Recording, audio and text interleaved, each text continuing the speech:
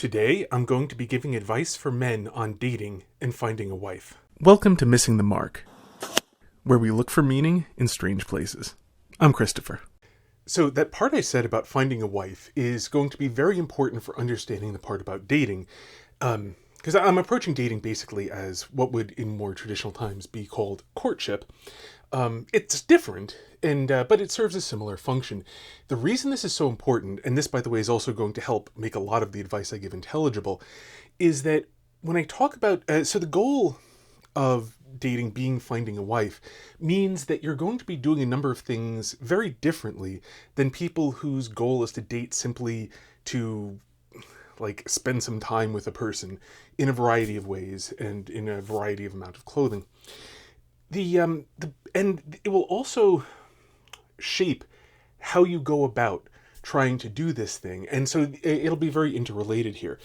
The other thing that this is going to be very significant is that you don't want to marry just anybody. You want to find somebody who will be a good wife. That is, a good wife and a good mother to your children, if God blesses you with children in your marriage. And so that is going to mean that part of what you're doing will be aimed at selecting the right people and selecting out the wrong people. So when I give advice that may be, bad advice with 50% of the women out there, that is kind of on purpose, actually, because the people with whom that will be bad advice are the people you do not want to marry, the people you do not want as the co-ancestor of your descendants. So, with that in mind, starting off, what is the purpose of marriage? Well, a man and a woman come together and form a reproductive couple where they make new people, and then, and this is kind of critical because we're not fish, they then raise them over the course of about 20 years, teaching them what it is to be human, preparing them to be adults like their parents, where then they come into their own as independent adults who are like their parents, and who are then going to function as adults. When I say independent, I don't mean that like all family ties will be cut off, but that they will then take on the same sort of role. And you can see, incidentally, a kind of interesting thing that parallels God, and this is to some degree why you see this analogy of God as father, used so often by God himself, is that you make new people, you teach them what it is to be human, you raise them up until they are now capable of becoming friends, until they have that level of equality. So it is your goal, and here as a creature we're taking part in this act, it is your goal to take the being you've been given and pour it into them. And so what you need for this, and what the woman will need for this as well, is an excessive ability to take care of yourself. That you need to be overflowing with the ability to take care of a human being such that you can take care of yourself and pour it out into others. Another thing that's going to be integral in a marriage is going to be the ability for spouses to take care of each other, because in this fallen world, we all will have times when we're not able to be at the fullness, like we'll get sick, for example.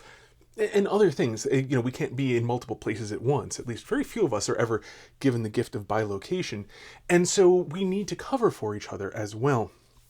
So that's the goal, and that's going to inform how we go about the process of finding a wife, and how you go about the process of also becoming ready to be a husband and father. Because these two things are going to be not identical, but related to each other. Because, of course, one of the first things you're going to have to do to to date anybody and to have a wife is to attract a woman. And now, something I have to point out. The appraisal of another human being as a potential mate is a complex, multivariate thing. A tremendous amount goes into this. Even when you want to describe just physical attraction, and that's actually massively overstating it, physical attraction is still a large, complex, multivariate thing, taking into account a lot of different features, because we absorb through our eyes in just a moment a tremendous amount of information all in parallel. This stuff, the totality of this stuff that we call attraction, is the majority of this, but it's very individual to a person, and there's nothing really you can say about it in general. It's the most important part. It is the majority of your ability to get together with a person, is that they need to be attracted to you. And it's not really something that anybody can tell you about. It's particular to the person, and it's the most important thing. What a person can, like me, can tell you about is the less important stuff that is general to people, and also frequently comes under the heading of, if you have the most important part, it can still be screwed up by you not having other stuff in order, and here's how to have the other things in order so that you don't screw this up. Because it is very easy to take a person who's attracted to you and drive them away. So, yeah, so it's and especially when your goal is long term, as in to be together for a while, getting a sense of each other, and then, proposing and becoming engaged and becoming married, and then going through the act of actually, executing on that marriage and, doing your best to have a family and raise children and so on, and the other things. So, to talk about how do you attract a person, again, remembering that the most important part is going to be particular to the person and not something that can be talked about. After the most important part that forms the majority of it, what's left? Well, the thing is, a lot of attractiveness that is of the less important part that we can actually describe in general is for people who will actually be for women who would actually be a good wife, related to the things, the virtues, natural and moral, that you will need to be a good father. So let's look at what it takes to be a good father, and then becoming these things, which you need to do if your plan is to become a father. You should very much be striving to be able to be a good father. These are largely the same things that will make you attractive to a woman, or after the initial stuff, and at the very least, or to a great degree, when a woman is initially attracted to you, will not then make her stay away from you, deciding, nope, that's actually a bad idea. So let's look at a bunch of them. Some of them are related to each other, but so like one of the basics is that you need to be reasonably healthy. That idea, like you need to have such an abundance of ability to take care of yourself that you can take care of other people. Well, if you can't even take care of yourself, like if you constantly need help, you're not going to seem like somebody who can do that. So it's complicated in terms of like, there are congenital diseases, for example, that, are kind of a minus, but you can work around them. And so that's not really the stuff I'm talking about. Probably the biggest one is just not being super fat.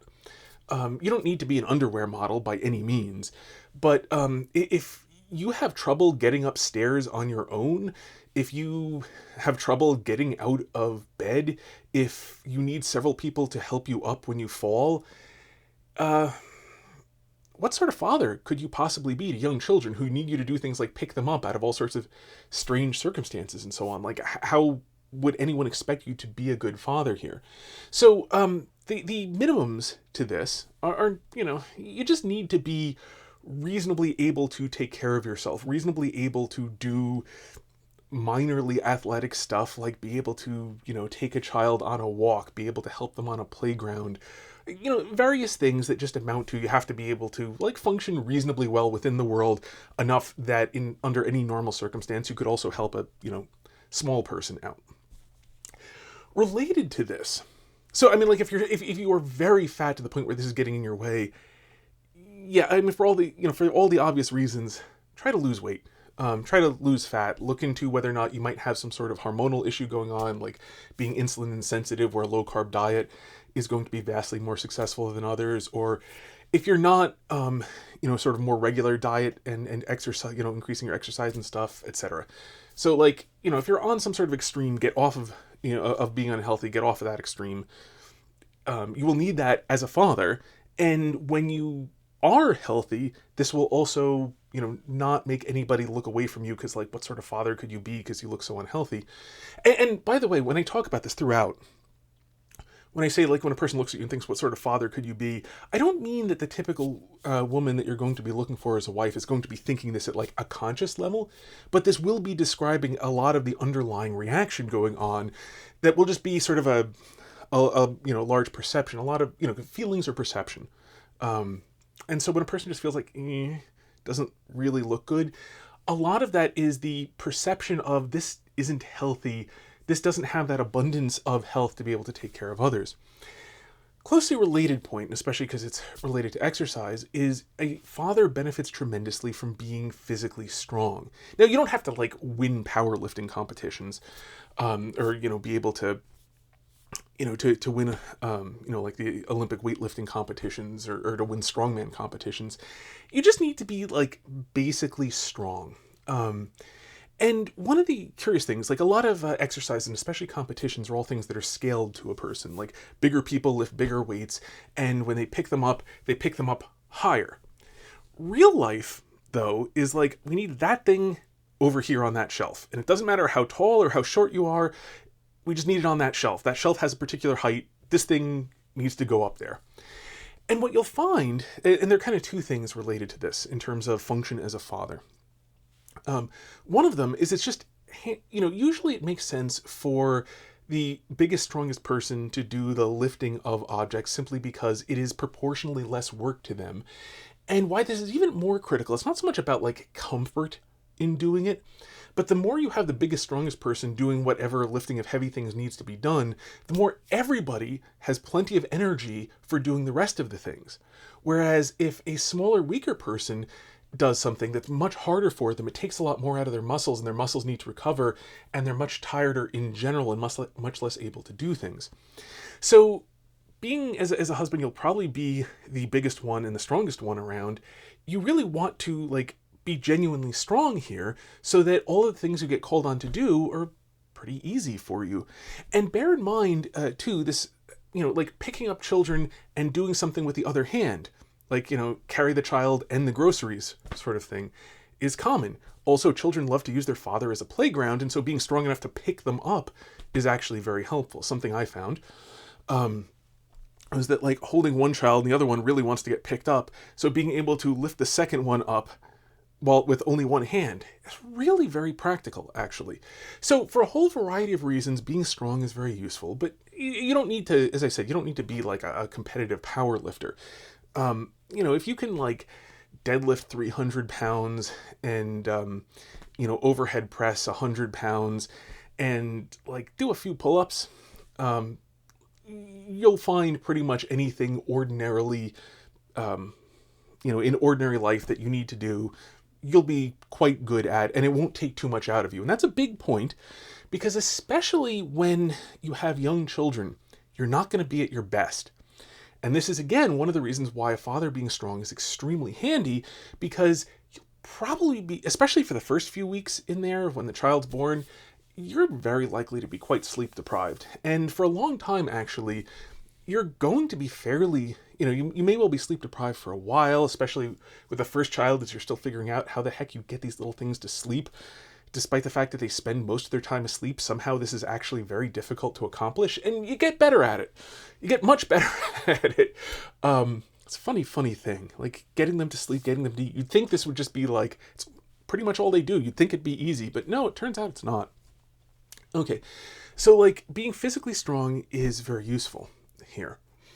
And this also, and the stuff I was saying, and especially because like, you won't be at your best for a lot of the time, like, for all sorts of different reasons. And I'm not saying every day you won't be at your best. Like when a child's first born, you especially your first child, you won't be.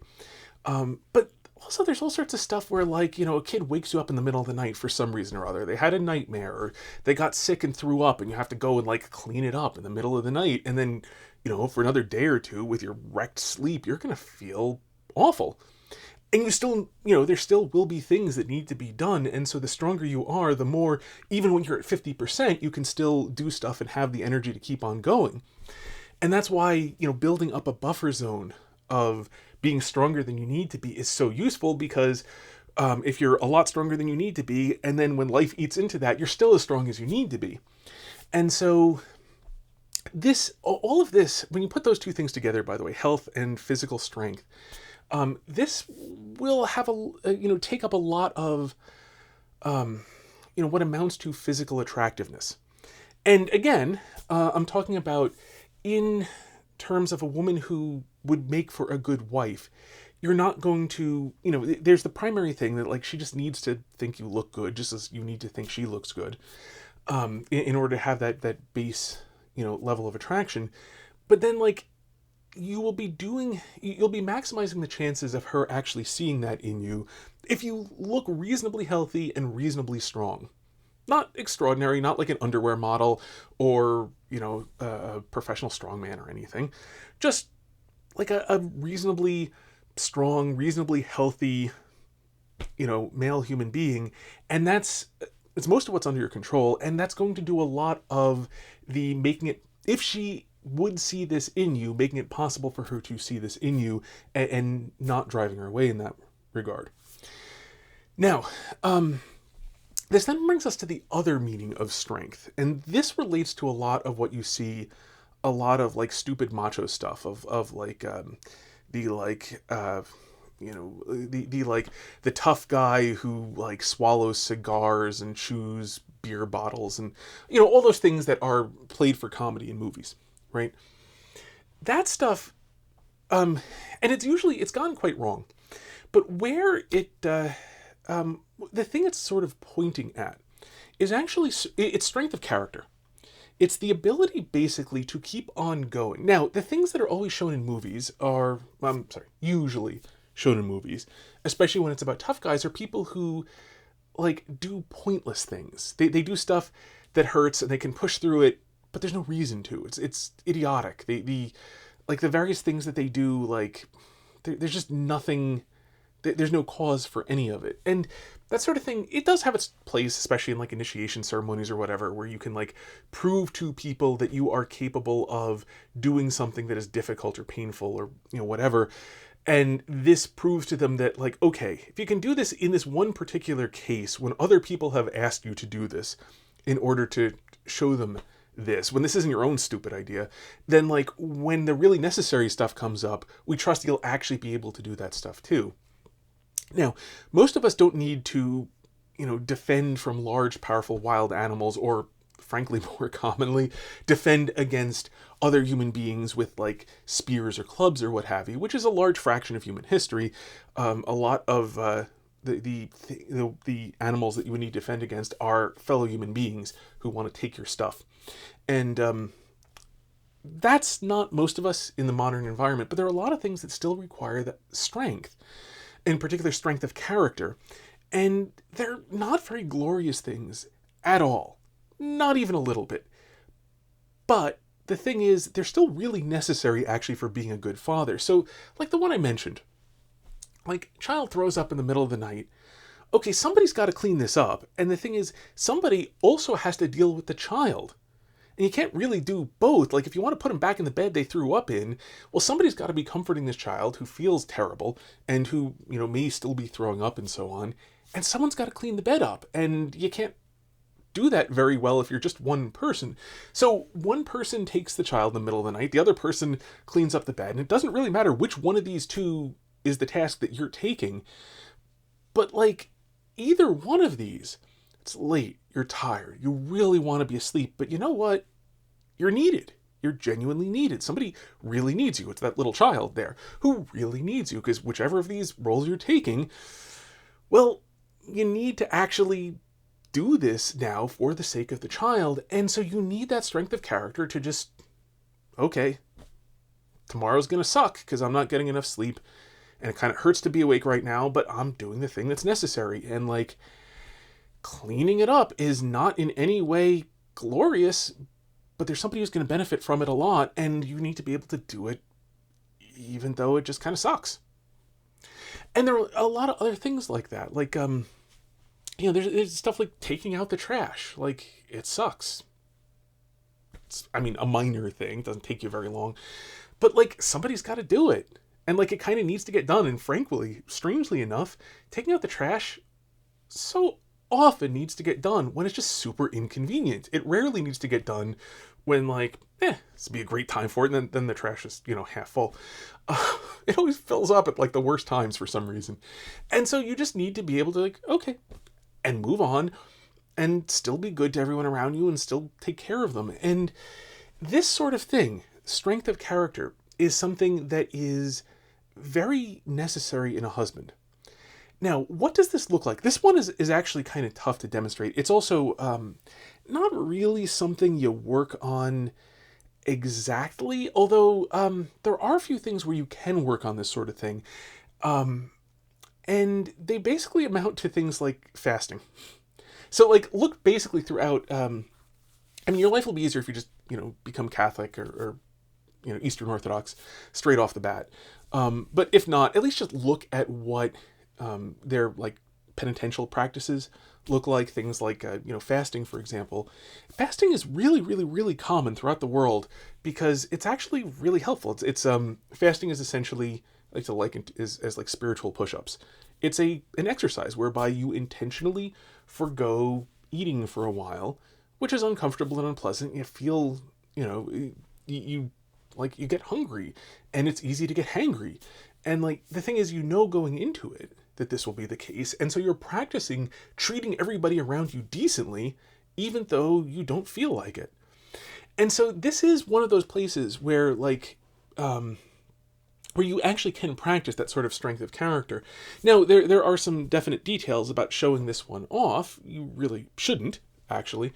That's advice from Jesus, is don't go parading around the fact that you're fasting, because then, you're not actually getting the point of it at all.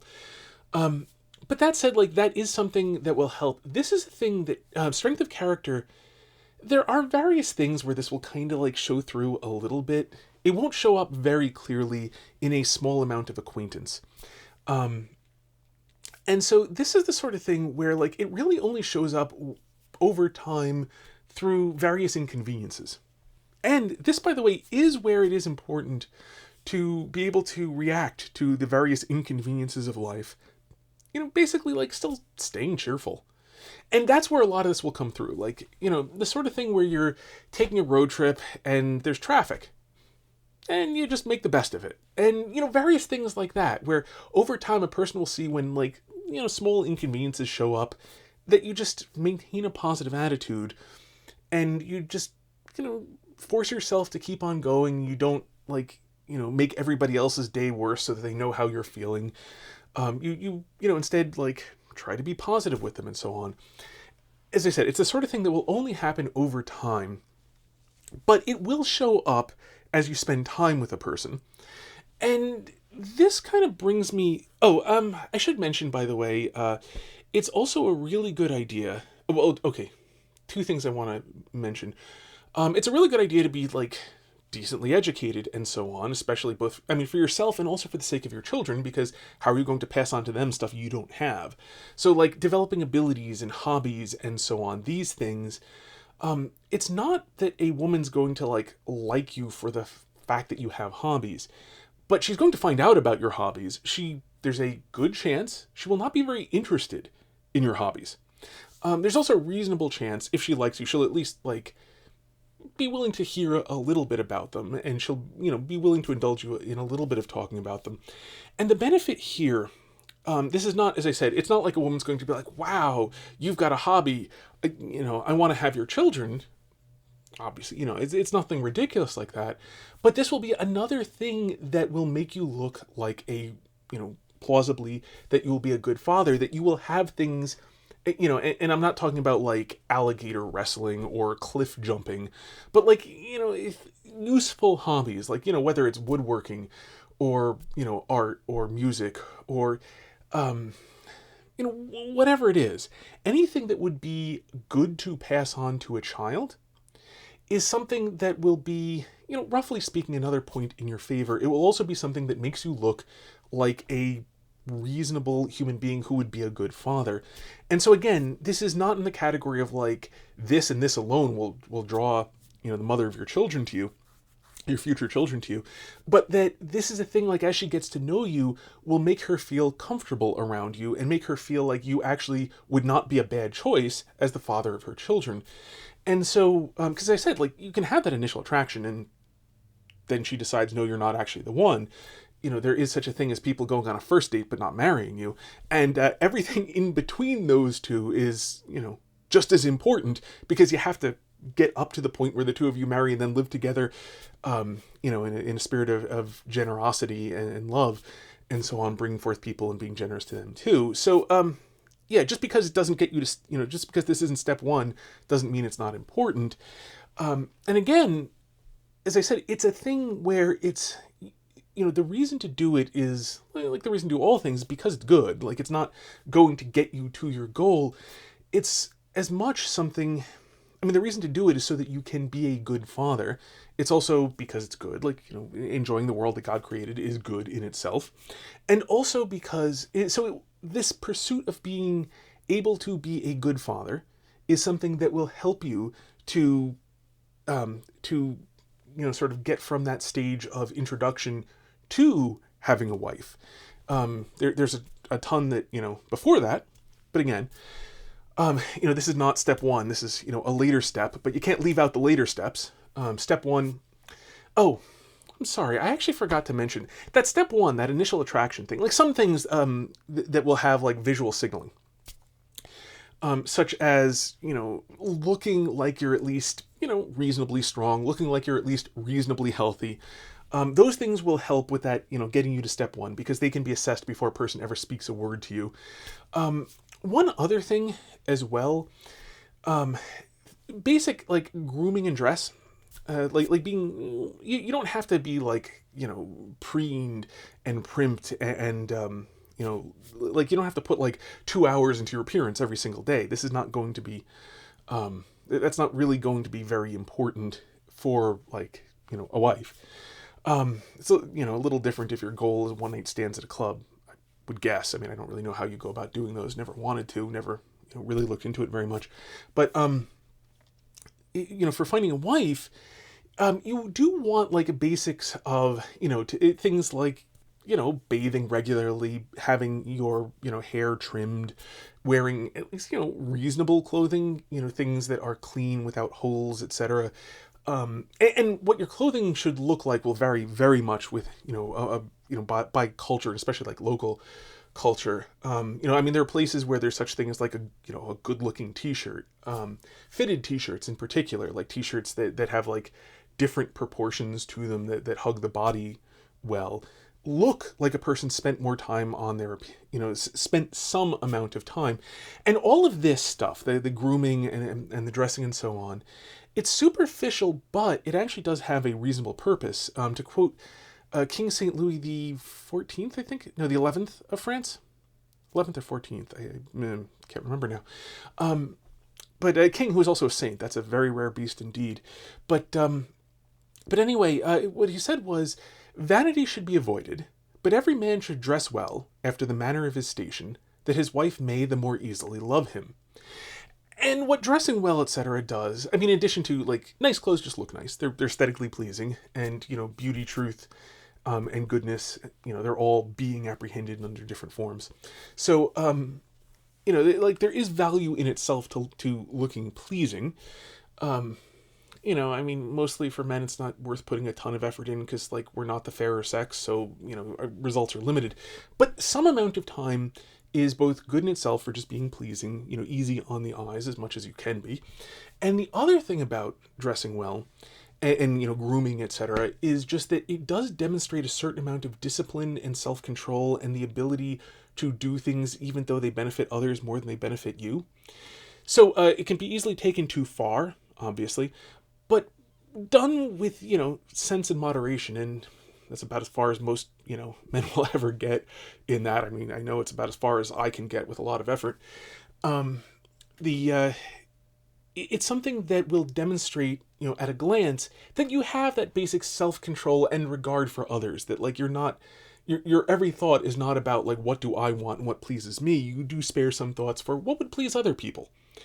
And, you compromise, right? Like, you don't wear, like, horribly uncomfortable clothes or clothes where, like, you can't move or what have you. Because, it's going to be your job to, like, move around, etc. And, so you compromise. But, like, the fact that you compromise as opposed to go all on, purely on in terms of maximal comfort for you is a good signal that you have this ability. It's also a good thing to do out of generosity in itself. So by pursuing this aim, it will also have the added benefit of helping another person to see clearly that you do have this positive quality of the ability to have some self-control and regard for others. And again, that's one of the other things that, can be apprehended in a glance is, have you taken some minor amounts of effort into trying to be pleasing to others for their sake? So, so there's that too, which is another one of those things that are, that can be apprehended at a glance. That, it's useful in helping that initial attraction to not be impeded by anything in that initial glance. Something I had forgotten to mention, by the way, about that, sort of step one, is since that's primarily luck, like finding another person where they will be attracted to you enough to, like, be receptive to conversation and that they're sufficiently attracted, in general, that they will, find it pleasant to be around you, etc. That sort of romantic interest can build over time as you get to know each other. You just have to be lucky to, like, run into a person who has that potential with you, and then, you need to actually be able to meet them, etc. Quick thing about that is the way that you can be luckier than you would otherwise be is to multiply the instances of where you potentially can be lucky. That is to say, try a lot. You do need to put yourself, to spend the effort and time to put yourself in places where you will meet women. And very importantly, you will want to spend some time and effort, and this is context dependent, but to put yourself in places where you will meet women where it is likely they will be women who will be interested in you and be decent wife material. So, you're a lot better off meeting women, depending on, what it is, but, like, you're a lot better off meeting women at, like, say a Bible study than at, say, a club, where the goal is, where the goal of the club is to drink and so on. But, like, meeting women at sporting events is a lot more neutral, and depending upon what your interest is, I kind of have a suspicion that most people watching this channel are going to be on the higher end of intelligence, and that poses certain problems, primarily in that men tend to be more accepting of women. I mean, the idea that women want to, in certain respects, like, look up to their husband, it's sometimes referred to as hypergamy. It's been described in also as a woman, in certain regards, like to look up to her husband. Even in a physical sense, like, women do generally have a preference for having a husband who's taller than they are, which, tends to work out, because if you look at the mean heights of the two, of males and females, males tend to be taller, so, on average that'll work. Men tend to be more accepting, but within ranges, like, and people of high intelligence, males of high intelligence will accept a broader range of intelligence in a woman, but, like, they tend to really look for it and kind of have a minimum that's above average. Which, again, you'll want to then, like, if that is the case for you, then you will want to make sure that the places that you're looking for women are places that will tend to have, where you're more likely to find more intelligent women. It's a little bit complicated, and it goes really beyond the scope of this video for all the particulars of how you find this. But one of the things, and I don't want to overplay that, because intelligent women will show up kind of anywhere. And so, to some degree, like, if you just cast a broader net and you then, filter, it's still pretty findable. Even in, you can find unusually intelligent women, like, at your local climbing gym. You can find them anywhere. They're since you're looking at, a small section of a bell curve, they'll make up a minority of a population in most places. But nonetheless, you just, you can still cast a broad net and get fairly lucky. You will want to put a little bit of time and effort into finding out, like, where near you, because this is a thing that, like, doesn't tend to work online. Like, you can initially find people in your local area online. Starting a relationship entirely on the internet is surprisingly difficult, from everything I've been told. It wasn't really deeply relevant to me, but I've been married for 16 years now, so this is not deeply, it was not really deeply relevant to me when the internet really got big enough for this to be a possibility. It's useful. It's not impossible, and, like, like, my wife and I did spend a while where we're not living in the same town. This is, a year or two in. We spent a few years where we're in different places before we finally, got married and stayed in the same place, lived in the same place for the rest of our lives. But it is mostly a local phenomenon. Like, you mostly need to meet people face to face, and as much as it seems like it should work to do things over the internet, it largely doesn't. It is the experience most everybody has. You can find people to meet in person, but finding out in your local area, like, where do women tend, of marriageable age, tend to show up. Now, next thing I want to get to, because there's the initial stuff of meeting people, and this is pretty much just like meeting people.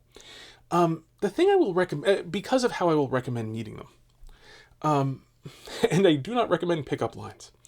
The thing I recommend, and I recently figured out where a lot of people tend to misunderstand this advice, is I recommend becoming friends first, but I mean that in the modern American sense of the word friends that would be covered in older senses by the word acquaintance.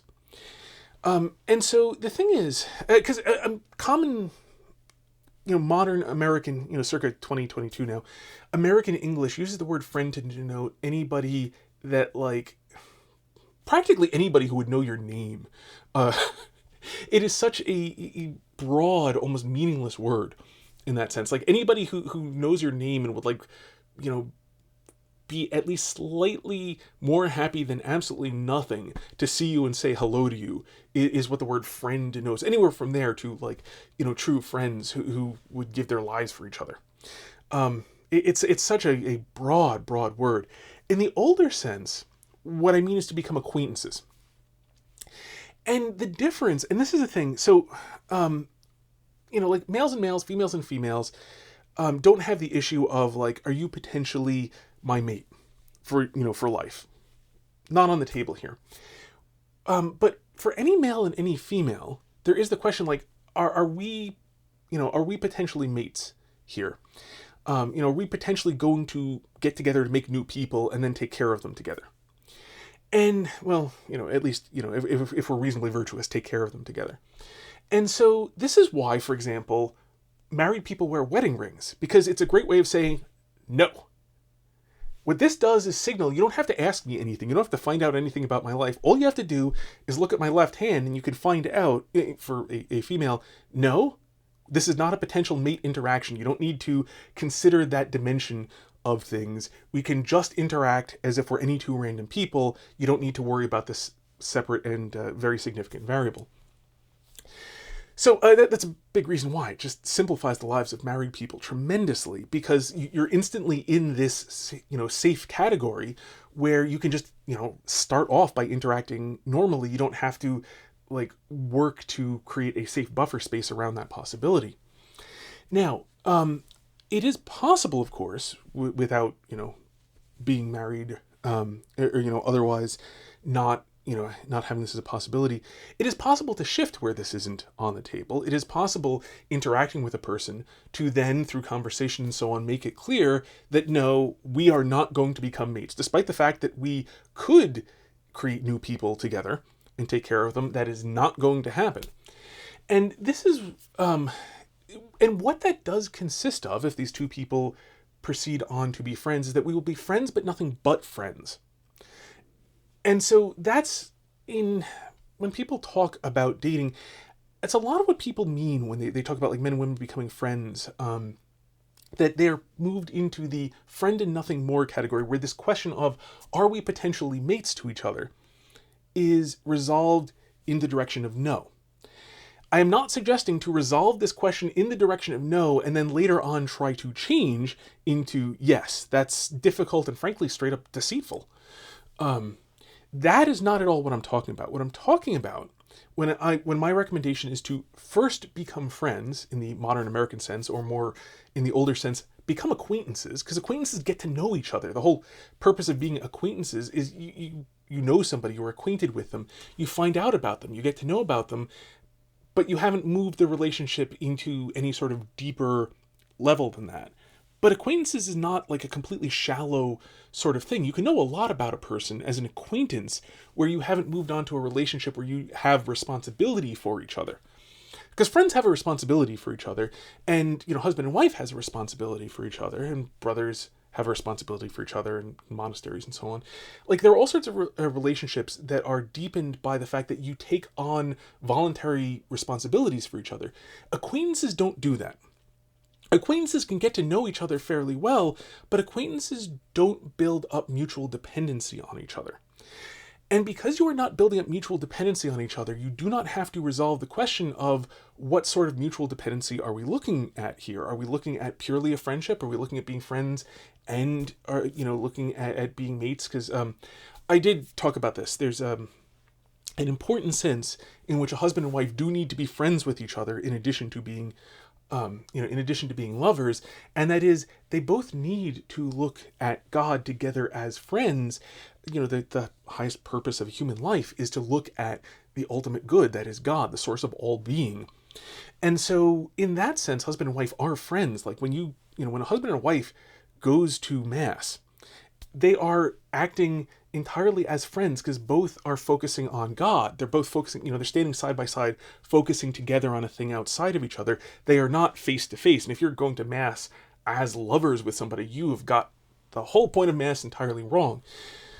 So, in that sense, husband and wife should be friends, very much so.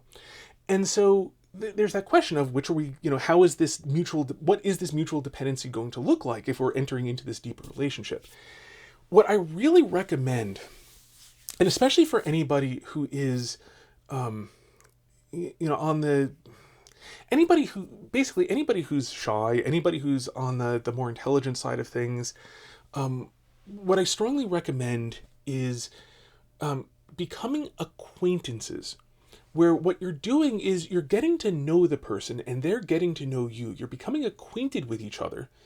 But you are not resolving that question of, if we enter into some relationship of mutual dependency, what sort of relationship will this be? What is really on the table here?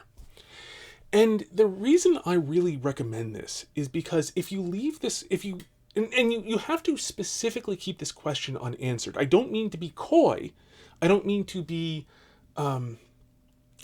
deceitful. What I mean to be is what each person who's becoming an acquaintance but not resolving this question is doing is signaling through their actions and so on that they're maintaining a distance. They're maintaining a distance where nothing has happened. I'm not inviting you to depend on me in any way, and I am not asking to depend on you in any way. I'm not saying what's going on. I'm merely talking to you as one human being to another, and we're becoming acquainted with each other. We're just talking about subjects of mutual interest. We are, relating stories about our lives, but we are acquaintances, and we're keeping boundaries between each other. That there's a level of intimacy we're not going into. I'm not telling you about the deeper things in my life. I'm not inviting you in. I'm not doing anything that would be appropriate to a romantic relationship. I'm only doing things that could be done with a person of any sex here. That, as long as you are carefully sticking to that, what you're doing is maintaining an acquaintanceship, and you're letting the other person know that you're just becoming an acquaintance. You're not doing anything more than becoming an acquaintance. And that carefully keeping the propriety, carefully keeping to only interactions that could be done with a person of the same sex, is a thing that is signaling to the person, like, I'm not resolving the ambiguity in any direction. I'm just offering, I'm interested in getting to know you. I'm offering you getting to know me, and we're leaving this question of how would this resolve on the side to be determined later as we know each other better. Now, something very important here, and this is very critical, you do have to engage in this. You have to do everything in good faith, but you really need to engage in this in good faith. You cannot fall in love with the person while you are being acquaintances. You need to actually, be consciously holding back.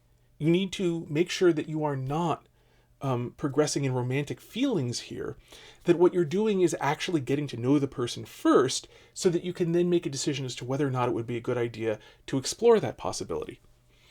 Now, so once you've done that and actually gotten to know the person and they've gotten to know you, and for an awful lot of people, this is a much more advantageous position to be in because as they get to know you, they're not relying on snap initial judgments, and their sense of a person's sense of another person's physical attractiveness, for example, does change over time and tends to improve with acquaintanceship.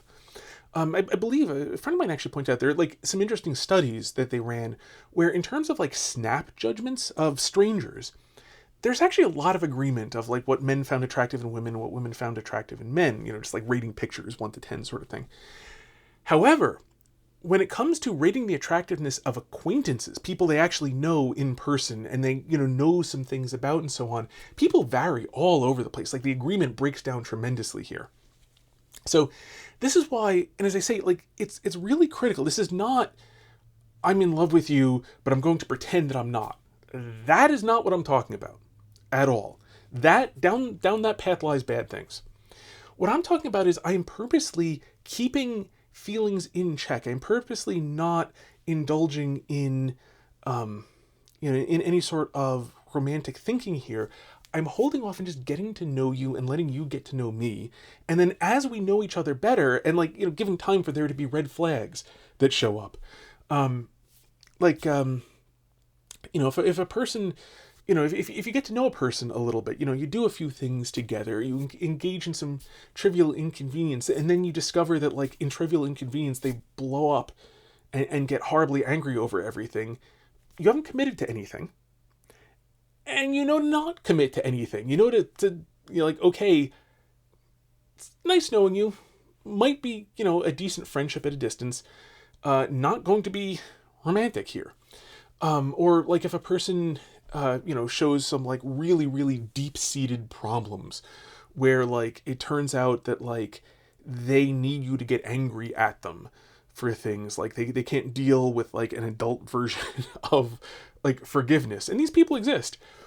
Then like, they're able to like keep up appearances for like a few minutes, but over time, like you discover that like they don't think that you, they don't think that you care about them, even in like the trivial degree of acquaintanceship. If you don't get angry at them when they make a mistake, like, no, that bad things lie down that path. And sorry I can't help you, but you go down that path without me. It's important to give yourself time to find these things out, and likewise to give the other person time to find out these things about you, so that then what happens is it does become time, and this does take more of an investment in time, right? It's a very well spent investment in time, but it is a bigger investment in time and effort. Then it becomes time, if you decide like, yes, this is a person who actually seems like they would be a good mother to my children and a good wife, and I think that I could be a good husband to her and a good father to her children.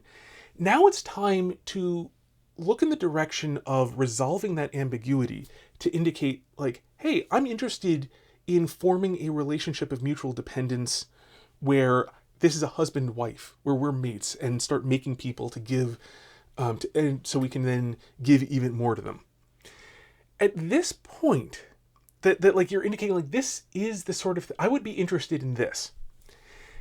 That's the point where you want to find out now whether or not the other person is open to this possibility, and you still want to hold off on developing more than the most slight of feelings here. And I know that sounds a little bit odd, but the thing is like developing romantic feelings really is a thing that has a lot of control that goes into it. I know there's you fall in love at first sight, but you know what? A lot of that involves like the imagination, and you can force yourself to not think about things. So like you want to hold off. And like, by the way, like finding a wife, you're going to get hurt along the way. It's going to happen. It's going to suck. This is one of those things, incidentally, that whole strength of character thing is going to be very helpful here, because you're going to find that like, okay, I find this person attractive. I think they would actually be a good wife and mother. I want to pursue this, and they don't think the same thing of you. And it may well be that like you just don't have that kind of initial attraction, or that kind of like the most important part of the attraction that we can't really describe and is individual to the person.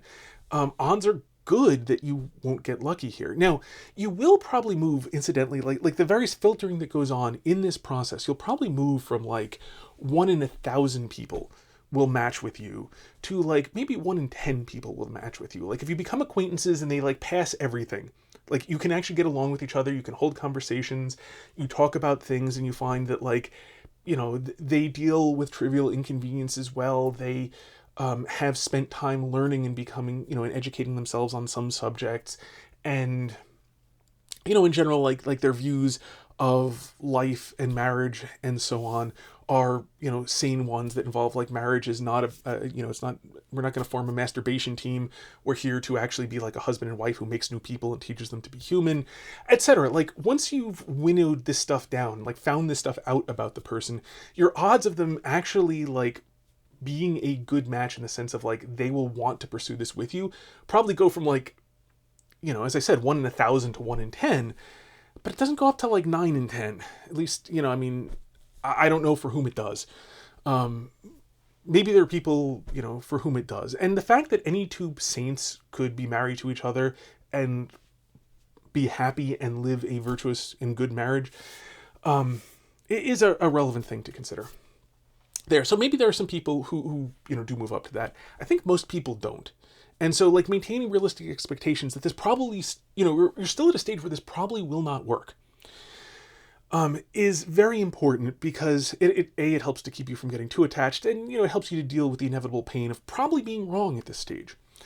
But at this point, you can then, indicate that you are interested in this sort of, taking the relationship in this direction. And you probably also will have at least a little bit of a sense in terms of, you will start to see some like, as this acquaintanceship progresses, you will see like various indications of where this is going. Like how quickly does a person get back to you on average, when, because everyone's got times when they're not near their phone or not near their whatever, but like, do they usually tend to get back to you pretty quickly? Like, do they, a little bit more than you probably would for, for just any old person. And similarly, like if you tend to get back to them a little bit quicker. And this is one of the things, like you want to keep this stuff subtle, which is why you need like the discipline to like not jump, like the moment they text you, jump back and text them all the time. Like you want to treat them decently, but you want to also take like a deep breath and an outside look about like, okay, how quickly would I be getting back to this person if they were, well, you're still in the acquaintanceship stage and before you're starting to signal where you are, that you might be interested in this romantically. Like you do want to take a deep breath and say like, okay, like if this were a male friend, like how quickly would I get back to them about this? And like adjust accordingly, not to be coy here, but rather to keep from giving off signals you don't want to be giving off. And to keep from letting you, this will also, if you're like overly quick in getting back to them, for example, you will start developing feelings because you're basically walking down that path too soon. As you're starting to, as you start to decide like, yeah, I think this actually could be good romantically, now you want to start like giving off some of those subtle cues of like things like getting back to a person faster, giving them more of your time than you normally would. Things along those lines. And then you want to look for how do they respond. Not all women pick up on subtleties, but the overwhelming majority of them do. And if they are not interested, they actually will pick up on these subtleties way better because they will be feeling if a man that they don't want to pursue a romantic relationship with is giving off any sorts of cues that he's interested in this being a romantic relationship, it will tend to like set her on edge, and she will be like worried about this and trying to subtly signal she doesn't want to go in this direction. And so you want to be looking for those sorts of cues, because if you straight up go down like, hey, I would like to turn this romantic, then you've sort of foreclosed the possibility really of becoming friends. It's not entirely. You've made it at least a lot harder for it to become friends. That said, if you give off some subtle cues, they're not really, returned, then you probably want to go down a different path. And by the way, the one thing that mitigates against this being like, because this is a bigger investment in time in an individual person, the thing that mitigates against this just like utterly dramatically reducing your searching efficacy is the fact that it is 100% entirely legitimate to become acquaintances with multiple women at once. So you can be kind of running acquaintanceship in parallel. as long as you are truly, honestly keeping this at the level of acquaintanceship, where where you very much could turn this into being actually just friends and not romantic partners. Now, I want to say a word about that just friends thing, because this is actually a really good idea to have female friends for a variety of reasons, but I do mean friends. Friends where there is no possibility of this becoming romantic. Where in your own mind, this is just a friend. I know it and she knows it. We are just friends. Now, this is easier, of course, when you're married. When you're married, you can become friends more easily. Now, this world being fallen and being what it is, you will want to, you want to make sure that there's a decent buffer between you and anybody that is, likewise of a reproductive age and reproductively compatible with you. So since this video is addressed to men, you want to maintain a reasonable buffer between you and female friends. So you don't want to spend too much time together, etc. Like you don't want you don't want to turn this into like being your best friend, because like you're just going to screw yourself up this way and possibly give off the wrong signals if a woman is interested in you and you're not interested in her. But as long as the two of you are not interested in each other, and as long as you don't spend too much time here, then this can actually be a very, very useful thing to the two of you, having a friendship with a person of the opposite sex, because you don't want to turn them into your psychologist or pump them for information or something, but it will be useful. You will naturally gain feminine perspectives on at least some things, which are of a person of your own age, not like your parents or grandparents' generation. So that in itself will be very useful. It will also be the case that she will probably have friends and put you into contact with more women. And if you can be friends with her, it's likely you'll get along at least halfway with many of her friends. So this is a way of expanding your pool out here of women that you meet. So again, it is critical that this be like genuinely a friendship on both sides. You will be exposing her to, male friends of yours, broadening her pool out as well. So there's a mutual benefit here, as long as the two of you, as long as you really, this truly is a friendship to both of you, this is a mutually beneficial thing. Merely having, and it doesn't have to be a really deep friendship, like the sort of person that you'll spend 5 minutes talking to, here and there. And, not terribly a heck of a lot more, like a, relatively shallow friendship, but where the two of you resolve this in the direction of being friends, and you just have that sort of shallow friendship, is itself extremely useful, simply because it being seen that, if women that you are potentially, where you haven't resolved this sort of ambiguity, where it's possible that you and this other woman, may be romantically involved, her seeing you being friends with another woman, that there's a woman who is willing to socially associate with you and not reject you, not romantically, just socially associate with you, and it's not scared by you, and you can be around a human female of reproductive age and they're not terrified of you, is itself a really good sign that will make her feel a lot more comfortable with you. So that in itself is a thing of real benefit. And so pursuing those kind of friendships, which, as I said, it being a fallen world, you do need to make sure that there's a definite buffer, and that there's still proprieties to observe with a friend where you and she are very clear that this is just a friendship and nothing more. But those sort of friendships are actually extremely beneficial to both, and at the same time, you will be providing her with male perspectives that help her to learn about men, will help her be better at finding her own husband. So it's a thing of real genuine utility here, where there's a lot that can be gained by both, in addition to just simply having friends is good. That you might each learn things from discussions with each other and so on. So that also will be of benefit. So a benefit to each other. And since it's a thing that can be of benefit to each other, there's a legitimate reason to go and pursue this sort of thing. As I said, you have to do it carefully. It's a fallen world. It is tempting to if you're desperate, the more desperate you are, the more you have to be careful, because you may be tempted to become dishonest and decide no, I was wrong, I just want something, you're female and compatible, that's all I really want. If you resolve the ambiguity of acquaintanceship in the direction of just friends, and both of you understand this to be the case, then you do need to respect that. You do need to keep in mind that you are just friends. And a big thing that will help is making sure to keep distance. And another thing that will help is make sure to be looking. If it is your vocation, to find a wife, when you have a female friend, keep on looking. that's going to be really important in keeping you from becoming overly attached to a female friend that you have. So make sure not to, make sure that you keep that buffer of space. Make sure that you keep on looking for a wife and so on. And those things will help you to keep this as an actual friendship, which is genuinely valuable to both of you and useful. Like the idea that like you shouldn't, as I said, a lot of the advice about like not becoming friends with women has like a kernel of truth in it, which tends to be that like you can lie to yourself about this. And it's a fallen world, and so like don't throw yourself in temptation's way. And all that's true. You can lie to yourself very easily. You can throw yourself in temptation's way. Don't do any of that stuff. Like, don't like. It's not a good idea with female friends to like hang out with them alone, at night in private. Like, things where like you're in public with each other, where like nothing can happen ever, is a good way to help keep that buffer.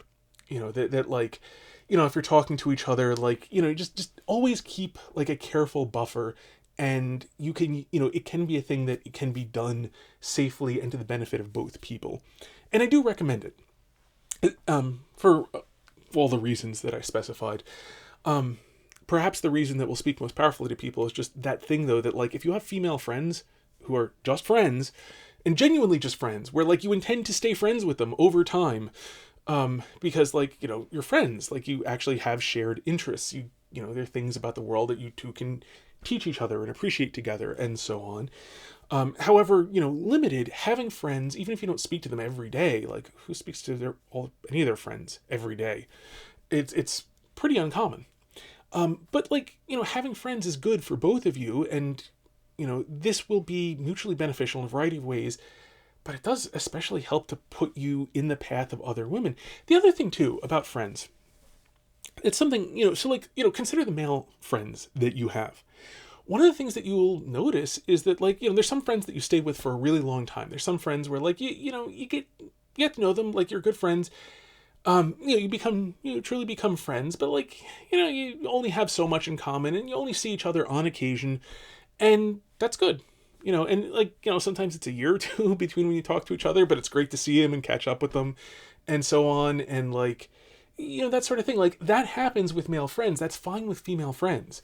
Like, and sometimes like you become friends with the person for a while and you two drift apart and you're both better off for having become friends, even though you don't really keep up anymore. Although if like one of you, needs the other, or, has something to the other's benefit, you might look them up again and say like, hey, can you make a recommendation on this? Like, obviously if it's a person you haven't seen in years, you want to keep your requests, something reasonable of that. But like, calling someone like, hey, I know you were into this, like, can you put me in the direction of what would be good to learn about it? Perfectly reasonable thing to hear from a friend that you hadn't heard from in a bunch of years, and you just be happy, like, yeah, sure, take a look at this great resource, that'll really get you started. Let me know if you have any questions. Like, that's sort of like friendship, but not like real close friends, is a thing of benefit to both people, and this can be done. It's actually this is often better for male-female friendships, simply because like it keeps you away from like, accidentally developing, one of you accidentally developing feelings, or just putting yourself in the way of temptation or whatever.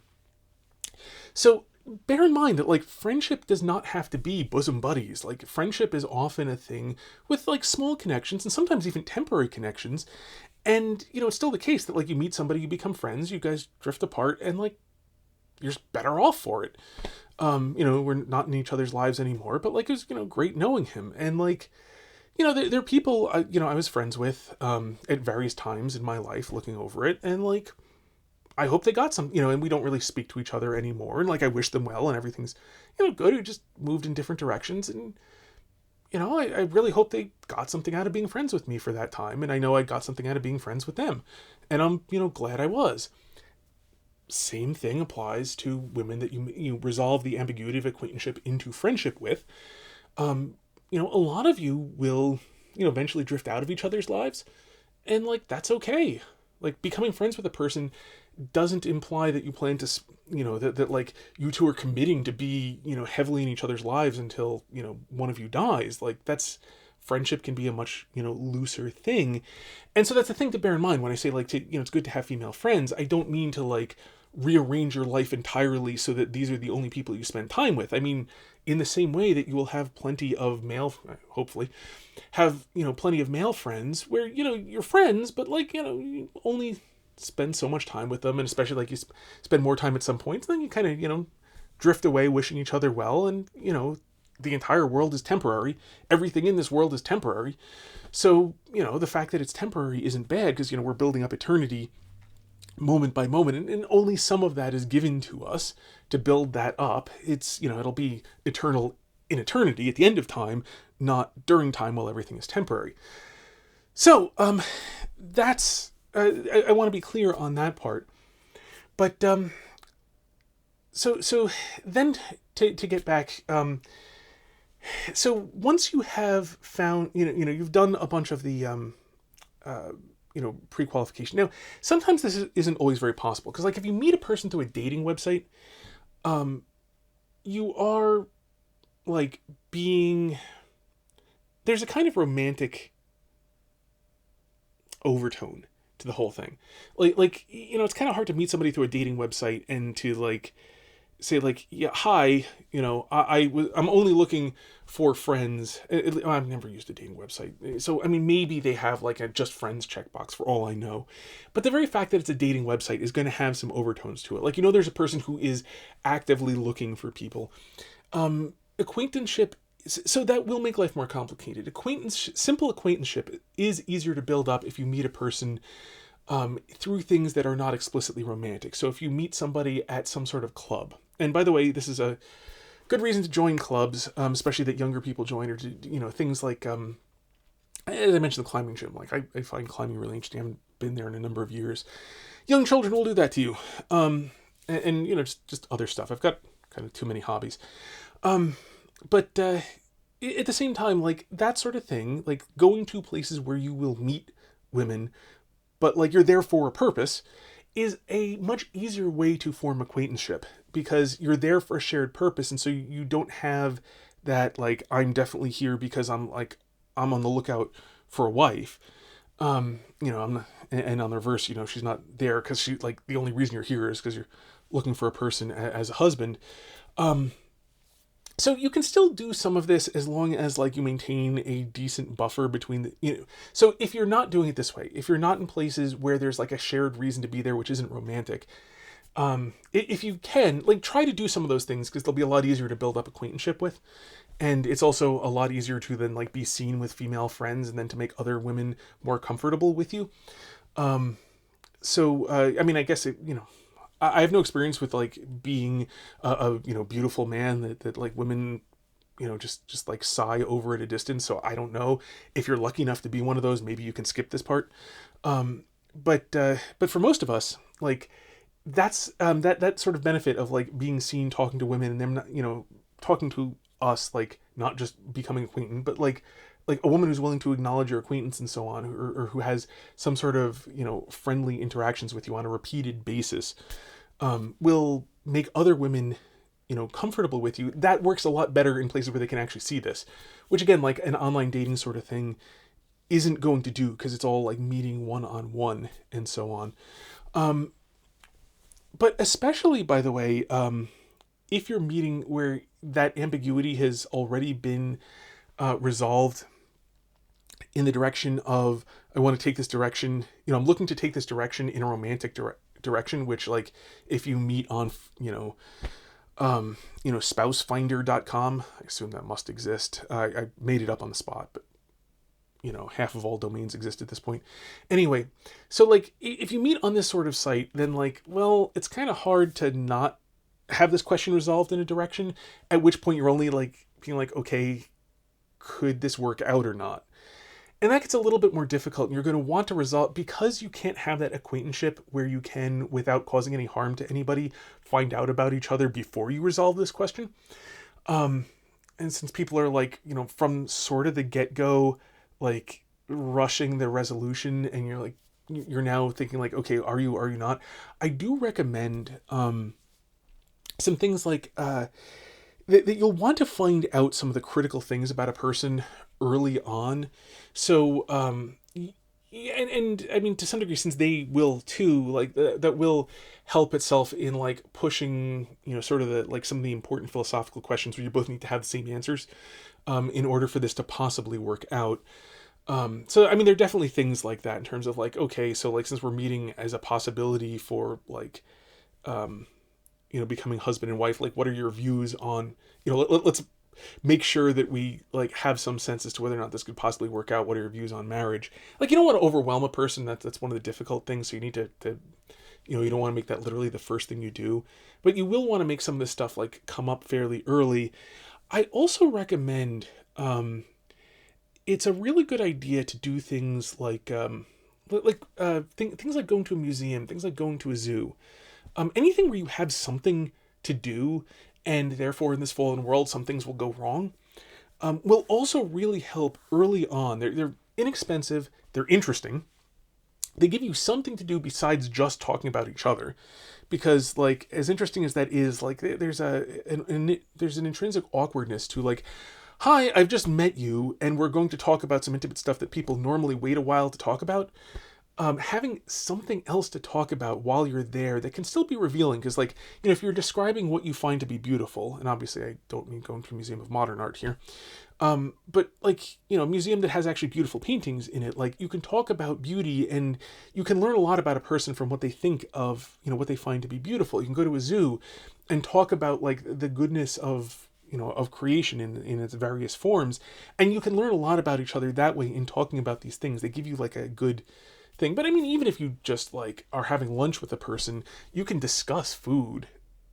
It's probably not as good, especially if you're not into cooking yourself. But I mean, it can be done. Like having things to discuss will give you the ability to help to deal with the fact that you're in an intrinsically awkward and suboptimal position because like you met, as dating things. It is interesting because I mean, I do, the idea of like setting up a man and woman together, like on dates, like, oh, you two really need to like go out on a date. At the same time, like that sort of thing, you can sort of signal that like, okay, we're just getting to know each other and like somebody thinks we'd be great together, but like we're actually just meeting each other. And so that is a thing that you can signal in this stuff. It's a thing you can signal through, online dating too, or anything where you, dating over mail, which I'm sure nobody does. I don't know if anyone ever did it, frankly, to be honest, but like, I just mean to broaden the idea out, like where the two of you are meeting under an explicitly, potentially romantic way that you can sort of by mutual consent agree to like, let's take some of the pressure off and just become acquaintances here and see how that works out. So you can signal that. I do really strongly recommend, if at all possible, by the way, getting good at social interactions, learning social skills, learning things like how to pick up on subtleties and how to subtly communicate things. These are things, and some of that, incidentally, you can learn through movies. You have to be really, really careful about that part. But some of these things you can at least begin to pick up on, like the subtle things. Frankly, the subtle things are actually probably more often something you can pick up through movies than like big things. But like learning social, and this is partially practice too, but a lot of it's like looking out for it and like trying to be subtle and seeing what effect that has. And you'll probably mess up in the beginning, but that's life.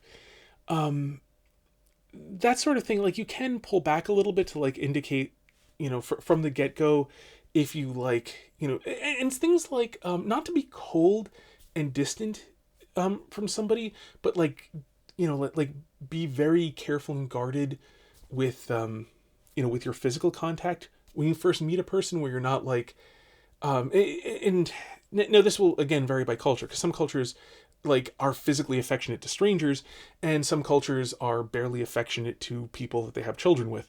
So I mean, this will vary with culture, but like basically going with the minimum amount of polite physical contact that you can do, and like being warm without, without like, going any further than like what you need in order to be warm. So, and to some degree as a guide, you can actually use like, what would you do with man if you were meeting a man in this circumstance? Like, what would you do? Like, what's the, cause like you would not, so like if you're in a culture where like, two men would hug each other, then like, okay. And, and if you're not, then like, that sort of thing, and using that as a guide.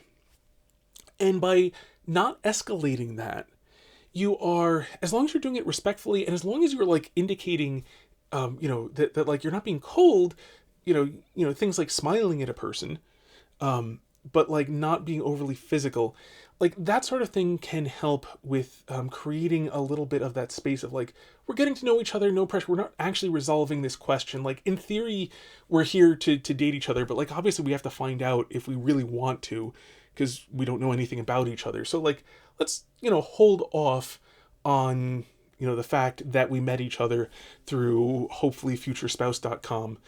And let's just get to know each other at the moment, and then we can like, then we can see where that goes afterwards.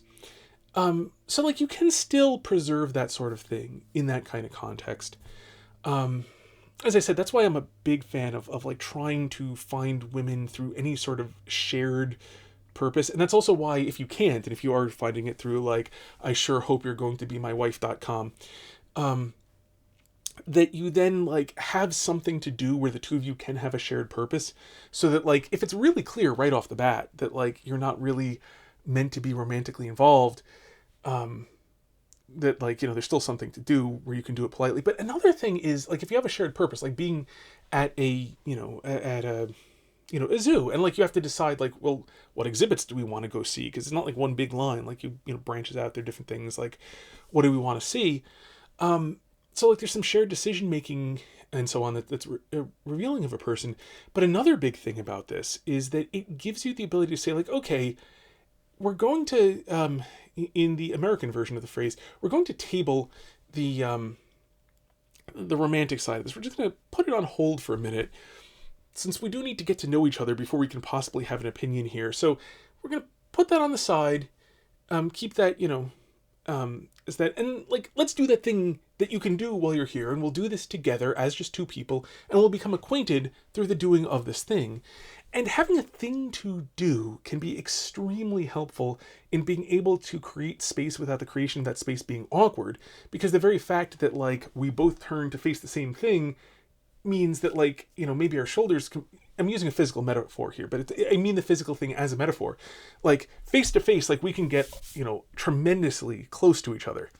Shoulder to shoulder facing something else, we can rub shoulders against each other, but that's it, really. And so there's like a certain amount of space that gets created in doing that. And because there's a certain amount of space that gets created in doing that, it gives you that ability to become acquaintances without resolving things too quickly. So I mean, everything I said about becoming friends applies, except for the, like utility in, if you become, if you guys decide like, nah, this isn't really going to be romantic, but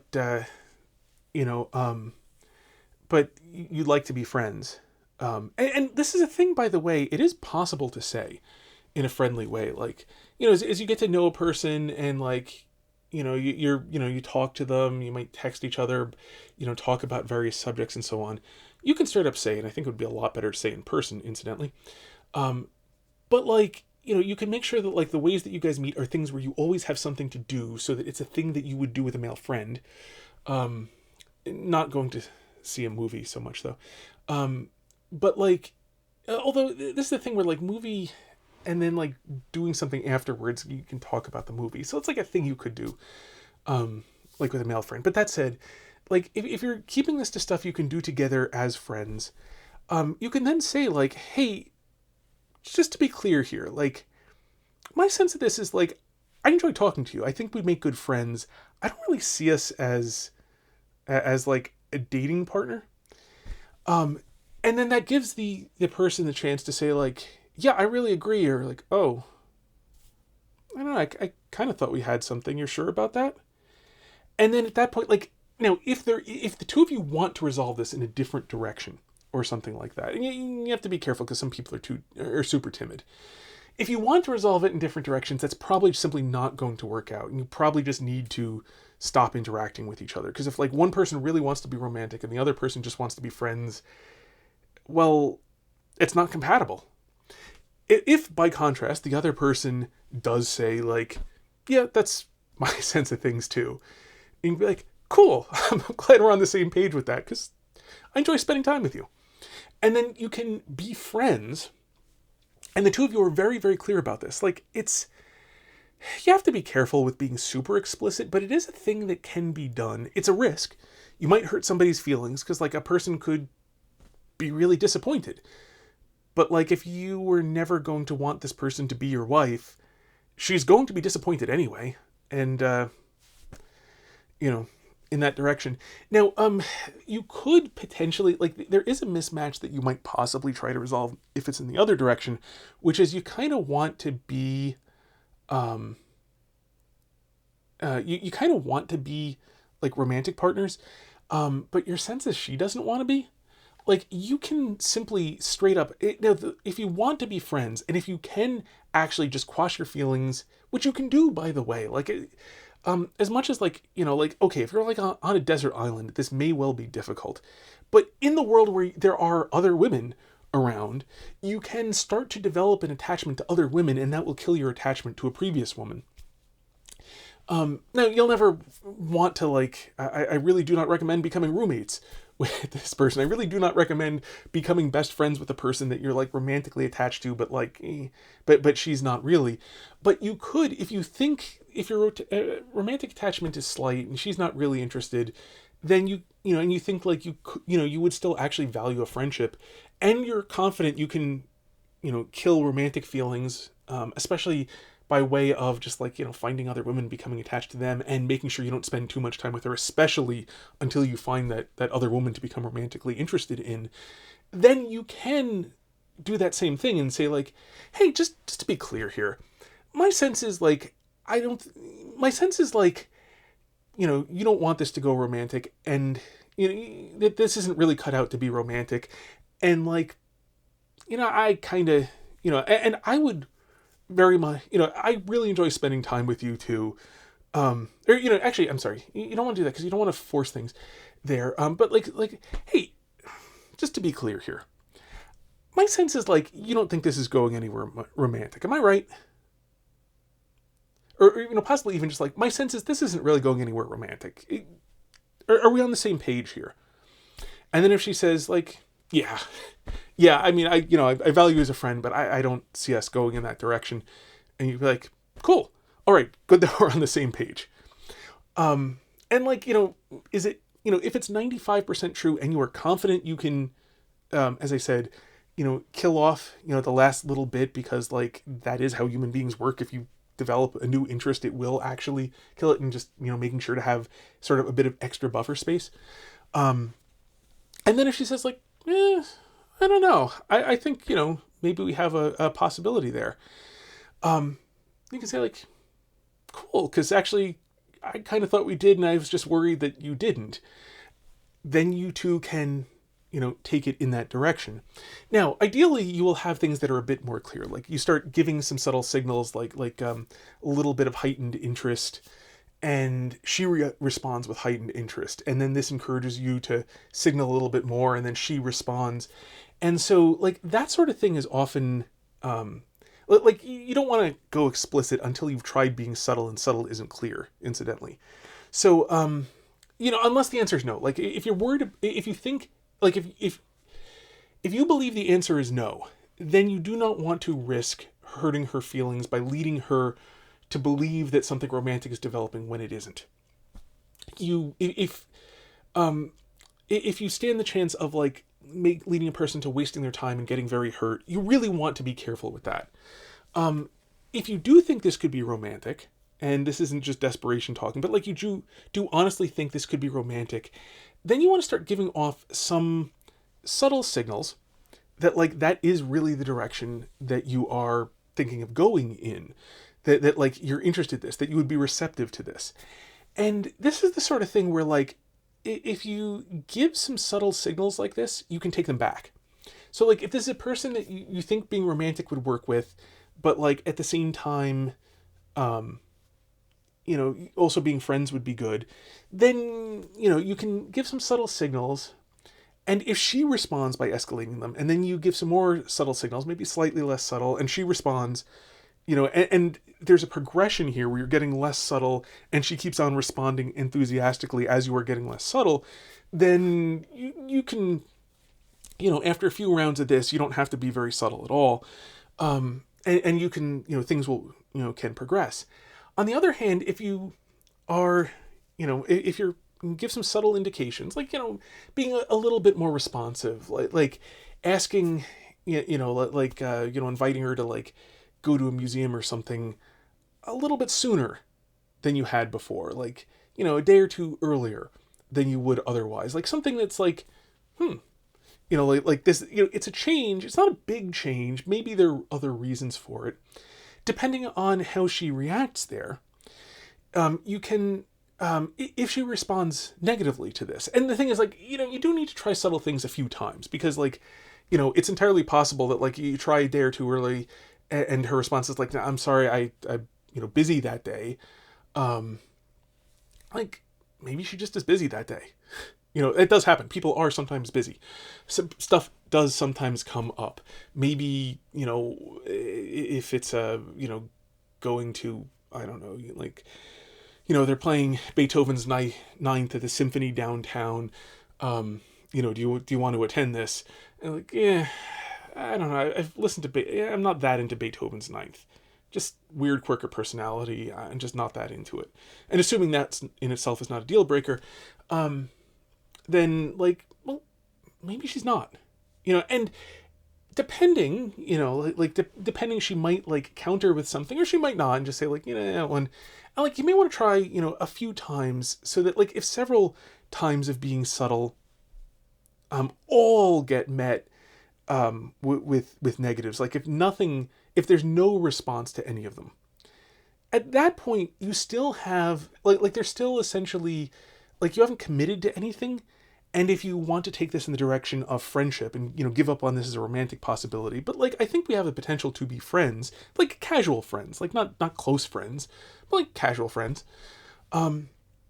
It's still possible to do that, and she won't be scared off because everything's been, nice and subtle and so on. And then, like, you just move in a different direction, then she doesn't have anything to worry about. You can still be friends. So, like, that kind of covers the range of interactions. And I understand, like, it's a bit weird to be subtle, and different people require different amounts of being subtle, by the way. I mean, obviously I'm painting, and, I've got one heck of a, broad paintbrush that, I've got a paintbrush that makes rollers look narrow here. But, like, that covers, I think, a lot of it, like how you go about that sort of, like, ability to preserve friendships, which will be mutually beneficial while, pursuing romantic partners. And also, one of the benefits, as I said, this is one of the things that, like, you can have multiple women that you're becoming acquaintances with. So as long as you are truly preserving things as acquaintances, like, you can't start like subtly signaling to a woman that you'd be interested in taking things romantic to more than one woman. That would be dishonest. That bad things lie down that path.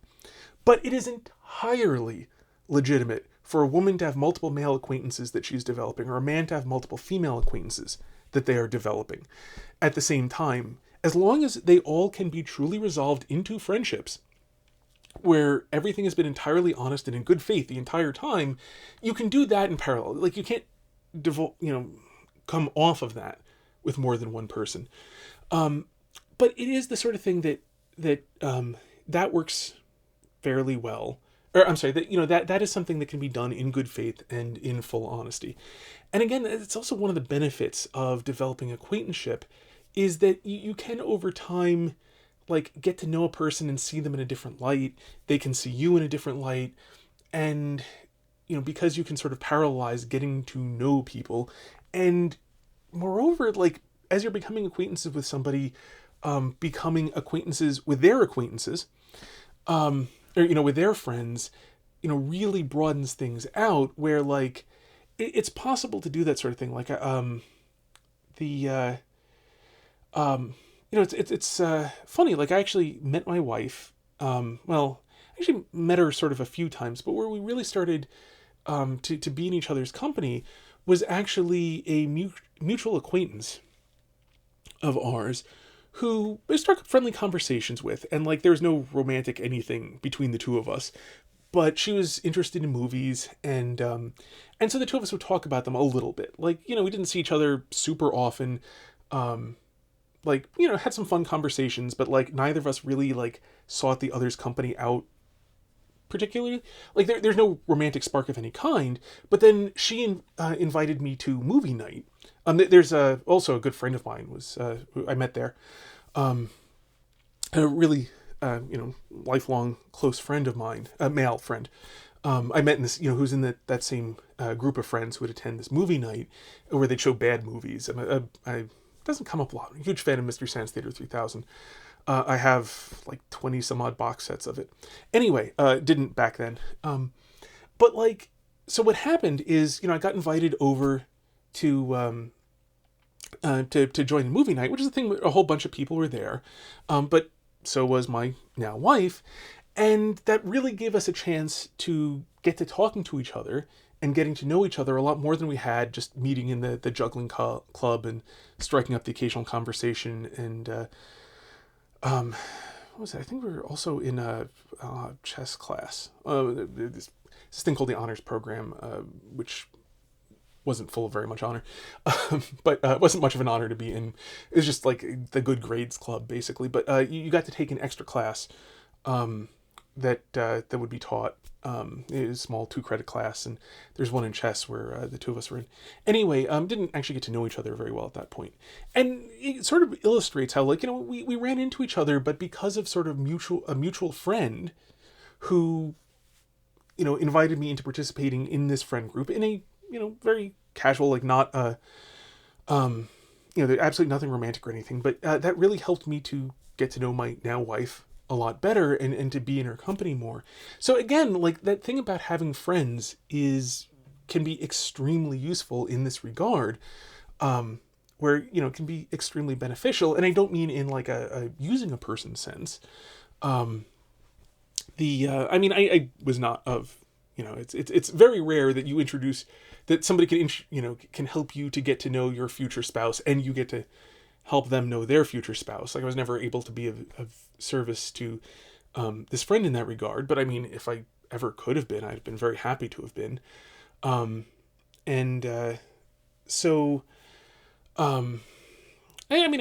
was of some minor use in helping to introduce some mutual other friends where, like, nothing ever really happened there, but like, they did make some friends partially through my acquaintance in which I was useful as well. And so it's a sort of thing where, and the point being that this sort of thing can be beneficial, mutually beneficial, where it's pursued not really as a thing towards another end, but that, like, if you remind yourself because of this other end to be open to things, you'll provide a lot, you'll get more out of other things and provide more value in these other things as well. So it's not like you should become friends with a woman purely for the sake of trying to find a wife, where like your plan is to like dump every female friend you have the moment you find a wife. Like, that would be stupid. But like, the fact that this could be useful in finding a wife can help you to do this other thing, can provide support for doing this other thing that would be good to do on its own. So, okay, this has gone on for a very long time. I knew from the get-go this would be a very long video, and obviously I've left out a tremendous amount of things. So just to sort of wrap up with a few very quick summary points, in order to try to be attractive to women, or to maximize your attractiveness to women, remember that, like, most of it is luck. And the things under your control are primarily about figure out what would make you a genuinely good father over the long haul. Things like being strong and healthy and able to endure suffering and still do good anyway, and to be reliable and to be considerate of others, and to have things to pass on to your children, and so on. Like, these sorts of things, like, figure out what would make you a genuinely good father. Pursue these things in no small part because, like, your plan is to become a father, and so you should try to be able to be a good father. And these things will also help you to be attractive, as long as you're lucky enough that, like, the main part of the attraction works out. These will really help in not, like, ruining it. So, like, if the main part of that attraction is there you're not going to miss out on what could be because like you screwed up. It'll also help you if you actually are successful in this to become a good father. So, it's a big reason to do it, and it works together. Like the thing is to use the various motivations to help support you in doing what is right. Because, you should do what's right because it's right. But like, there's no harm in using using motivations to help you find the willpower to grow and develop and to become more virtuous. There's nothing wrong with becoming more virtuous for the sake of being virtuous and for the sake of something else too, as long as you understand it to be a subsidiary good that is merely benefited. And so, like, if you have several reasons to do the right thing, that's not bad. As long as you understand subsidiary reasons to be subsidiary reasons, it's all to the good to use things to help you do what is right. I do strongly recommend understanding the difference between acquaintanceship and then resolving acquaintanceship into friendship or being romantic partners. And being able to like understand this and be clear about this and be able to deal with also being subtle to value friendship separately from being romantic partners, to not see resolving acquaintanceship into friendship as a path to being romantic. That's very messed up. But at the same time, to see that and to come to understand that acquaintanceship is a thing that doesn't need to, that can persist for a while as long as you are honest and clear about this, and does not need to be resolved in some direction in the first 60 seconds of knowing a person. To also, one thing also, also to be aware, to avoid things like desperation, and to be aware that like feelings, even romantic feelings, are the sort of thing you really can control, not completely, but to a surprisingly large degree, by things like what you allow yourself to pay attention to and what you focus on, and also things like remembering to like evaluate a person, like remembering that like you need to evaluate the woman to make sure that she would actually be a good mother to your children. And as long as you're keeping this in mind while she's an acquaintance that you barely know at all, it will largely prevent you from developing much in the way of romantic feelings if, like, you still have as a genuine question, like, would she be a good mother? Is this a virtuous woman who is generous and caring and loving? One other thing I want to mention before I'm done. Stuff you'll see a lot in, like stuff you'll see about women wanting men's resources, like red pill stuff. Not very familiar with that version of the term red pill has been used for a wide variety of things. But in that like dating thing, the women just want men's resources. That's a caricature of, they're degenerate females who are like women who are like this, to be sure. Just as there are degenerate males who like all they want is to like put their penis into things. Degeneracy is not interesting because like you do not want a degenerate as your wife. So like how degenerates behave, the only relevance here is these degenerate human beings, is that to be able to recognize this and avoid it. In virtuous human beings, they're virtuous men and degenerate men, and virtuous women and degenerate women. In virtuous women, it is true that like a woman, the traditional typical thing is like the woman asks for things, calls on the man to do things, to provide, and so on. But here's the thing: she's doing this not for her own sake, but for the sake of her children. And this is the sort of the truly classic, feminine masculine dynamic, is that the masculine, in a strong sense, like serves the feminine, but the feminine asks for this service not for its own sake, but for the sake of another, so that the wife, so that the mother is the one who knows what the children need, and even more broadly, like maintains a better sense of like what the community needs, what parents need, and grandparents need, and cousins need, and neighbors need, and so on. That the feminine, in the sort of stereotypical thing, and individuals vary, right? But like in the typical thing, she's the one who maintains this understanding of how is everybody doing, and sort of keeps her finger on the pulse of how everything around is and who needs what, which most men find boring as heck. And so, but women find this much more interesting. They find, how is everybody doing, of just, frankly, much greater interest. Like it absorbs their interest. And again, the degenerate form of this is gossiping, but the higher form of this is being aware of everybody's needs. There's a great thing I saw, parenting moment of a child, a story in the story, a child saying like, one of the siblings was complaining like, he got more than me. And then the father's response was, you should only be looking in somebody else's bowl to find out whether or not they got enough. And that actually, to a great degree, also represents the difference between gossip and being concerned with one's neighbors, because you can only help people if you know that they need help. And so, like, the degenerate form of this is gossiping, but the higher form of this, what gossiping is the degenerate form of, is being concerned with everybody, being aware of everybody, knowing how everybody is doing, and maintaining that sort of general awareness is, speaking as a male, exhausting. Phenomenally exhausting. But women have the energy to do this.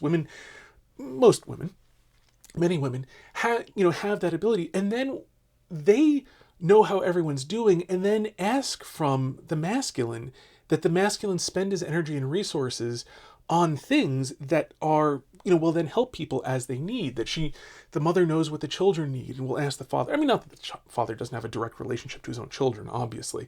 And there are lots of things properly where the father will know in a, masculine way. But on the other hand, like, there are plenty of things where, like, the mother keeps on top of all this. The mother keeps on top of things like parents and grandparents and cousins and neighbors, and then is the one who, within this and how it works well, is like, this neighbor needs that. Can you go over and, help him do this thing?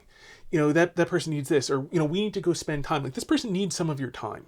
Like, they don't necessarily need your strength or any sort of, money or to borrow anything or whatever. They just need time. Like, we're going to go over there and give them some of our time. Like, that sort of thing is the classical, that's what things like gossiping and, like, the woman just wanting, like, presence for herself is the degenerate form of. The higher form still has this, that the feminine makes demands of the masculine. The masculine, has, in a sense, a greater surplus of certain kinds of things to give. And so the feminine makes demands of the masculine of those things to which the masculine has been given more, and channels this and provides the ability to have this attention such that the masculine through the feminine, the two of them together become very generous and very life-giving to the entire community. And so that's the, like, higher form of this thing. So when you see this, like, red pill stuff about, like, women just want your resources, yeah, degenerate women do. Good women will still ask things of you. They may well ask more things of you. But they're not doing it for themselves. They're doing it for the sake of others, so that the two of you together are, even better than either one of you alone. So bear that in mind, that masculine-feminine relationship. So things like giving gifts to a woman, that can be done as, like, a demonstration of, like, the ability to provide. It is not really so much an end in itself, except where the gifts are smaller are very useful, because, like, where the gifts are extremely useful, then this is just like one human being helping out another, and where the gifts are small, this is basically symbolic of love and care and the willingness to serve the woman in doing the good that she sees to be done, and to be willing to be directed in this fashion to goods, to service that he would not otherwise see. So it's not really, these are, so like, you need to understand, like, the nature of that sort of thing. And that's why that sort of gift giving, incidentally, you want to be very careful with that. And things like gift giving, because it is symbolic of that sort of masculine feminine relationship in the husband and wife, is something that is not appropriate at all to the acquaintanceship phase. Like, there are a few very minor and very rare sorts of things, like, you can give to it. Like, there's no problem, like, holding a door open, because you do that for anyone, right? And, occasionally, depending on, your material circumstances and stuff, you might give a gift to anyone. But, like, you have to be really, really careful that it's the sort of thing that you make very clear is the sort of thing you would give to anyone. So, like, As an example, I literally, Orthodoxy by G.K. Chesterton. It's over there on my bookshelf. That's why I'm pointing there. Orthodoxy by G.K. Chesterton is a book I literally keep copies of on my shelf to be able to give to somebody if I think it would be good for them to read it. Because if you merely make a recommendation to somebody to read a book and they have to go and buy it or something, maybe they'll do it. If you say, here, my gift to you, I keep copies of this just to give to people. And so, like, this is the sixth time I'm giving this to somebody. So it's a great book and I hope you read it. And if not, give it to somebody else at some point. You can get away with that with an acquaintance. You have to be very careful with that sort of thing.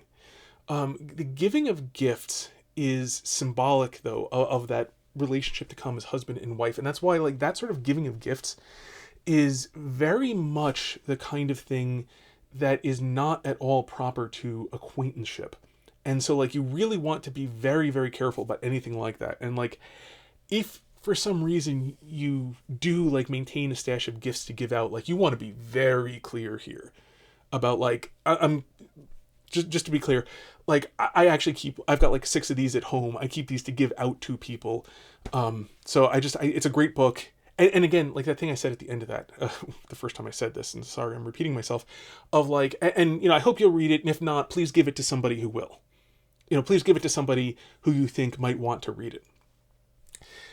That sort of, because like you've already talked about the book and how great it is, and so like, you can kind of get away with that where it's just an acquaintanceship thing, but like you have to be really careful with that because it is so easy to make that seem romantic. Now, the thing is, by the way, just having seen some things about this, degenerate women will accept these sort of gifts that are clearly romantic in nature because they just want them. And without like acknowledging the romantic, the fact that this is a romantically inclined thing to do because this is symbolic of the sort of relationship you want to enter into, where you are putting your strength at her service to direct towards the good of others. Something like that you want to be extremely careful with, because that is a very not subtle way of saying, hey, I would like to be married to you. Because that's really what that sort of gift is. So, like you can get away with like buying somebody dinner, although it's a good idea if you are just acquaintances to not to like not buy things like and especially like even like paying for lunch, like like the thing to do, if at all possible, while you are just acquaintances, is like you pay for your stuff and she pays for her stuff. Like you do not want to like be giving her anything that you would not give to a man. You need to be very careful, and you almost want to like avoid giving her things even if you would give them to a man, just to be really, really clear in your signaling. So that is an important thing. Now, if this is romantic, then of course that sort of thing is is entirely appropriate. And incidentally, it's also it's probably a good way in the less subtle sort of, but still somewhat subtle, still a little bit subtle sort of signaling, like giving her a small and not very expensive gift. Like after you've like signaled a little bit of interest and she's responded, the giving of a gift, if she accepts it, is the signaling that she is actually interested in this proceeding, in resolving the acquaintanceship in the direction of romantic interest. So again, like you want to be really clear on what this is. Like you want to be really careful that you aren't signaling things that you don't mean to signal. Because the flip side of this, by the way, is that if you try to resolve too quickly, it is possible that like if she got to know you better, she would conclude she does want to be romantically involved with you. But if you give off signals that you want to be romantically involved too quickly while she hasn't gotten to know you well enough yet, so she's interested but like, not sure of you, if you're demanding an answer from her right off the bat, this can make her very uncomfortable or even bolt, because like, okay, not sure I want to go in this direction, and like this could go really badly if we go in this direction.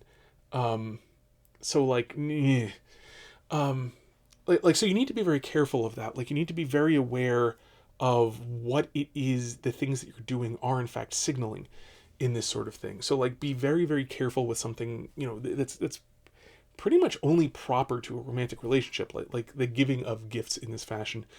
I mean, there are male friendships where you can give somebody gifts. Occasionally, like, I've had friends who just give me something. I have friends that I've just given things to, where it's like, like, you're having a hard time, I'm having a good time, so like, here you go. This will just help you out, and it's, easy enough for me. So there we are. So like, that sort of thing can be done among male friends. You want to be actually really careful of it with female friends, because it can accidentally signal this. Like, if you've got friends of like a long time, and it's very, very clear that you're not going anywhere and you really don't mean anything by it, and like, you can kind of get away with it, but like, be very careful of gifts with females. Because their primary function is signaling that romantic relationship as a sign of like, of the male, essentially indicating his willingness to serve the good that the female sees, and to help be directed by her to the service of others.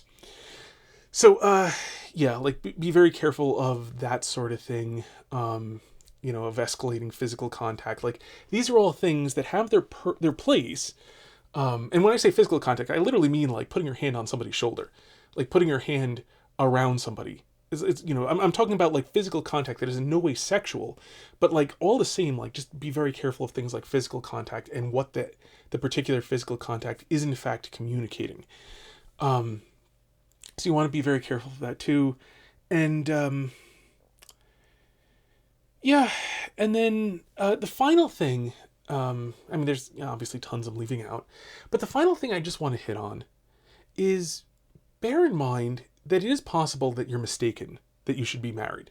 It is possible that, like, what God wants you to be in this life is something other than a father, that maybe you should be a priest or a monk or a friar, or maybe you should be living the committed single life. Because, something to bear in mind is that fathers have a huge amount of influence on a few people, and some influence on a wider amount of people, whereas people who are single, like committed single people, in different ways, monks and friars, and especially priests, have a shallower influence, but on a much, much, much bigger number of people. And so it's possible that, like, what God has given you to give in this world, because remember, this world's entirely about giving. Like, the reason we're able to interact with each other is so that we can give things to each other. It's that, God gives to us life, and then we take part in the creation of each other. Like, if somebody's hungry and you give them food, you are being God's gift of food to that person. If a person doesn't know something and you teach it to them, you are being God's gift of knowledge to that person. God is incorporating us into the act of creation. Like, the whole reason we can interact with each other. Because, like, there may well be, for all we know, creatures that do not interact with each other in any way, where God just gives to them, the fullness of everything he intends to give to them. And, and they're perfectly happy, but they don't take part in the creation of anything else. They're just entirely by themselves, just them and God. We interact with each other so that we can become part of God's gift of creation to each other. That is to say, we are in this world, with time and space and so on, so that we can give. And so it may be that what God has given you to give is meant to be a shallower thing to a much larger number of people, which is the opposite of parenthood. And so it's entirely possible. So if you shouldn't be a parent, there's a fairly good chance you will fail at being a parent if you pursue being a parent with virtue. That you will not end up being a father, if you're pursuing this with virtue. Now, if you sink to the level of vice, you may well become a father even though you shouldn't. But if you're pursuing this virtuously, there's a fairly good chance that if you're not supposed to be a father, you'll fail at becoming a father. And so be open to the fact that maybe you shouldn't be a father. Maybe, being a priest is a higher thing than being a parent. The consecrated religious life is a wonderful thing. And like if you should be a concert violinist, you shouldn't be wasting all your time being a plumber. Or if you should be a bricklayer, you should not waste your time trying to be a concert violinist.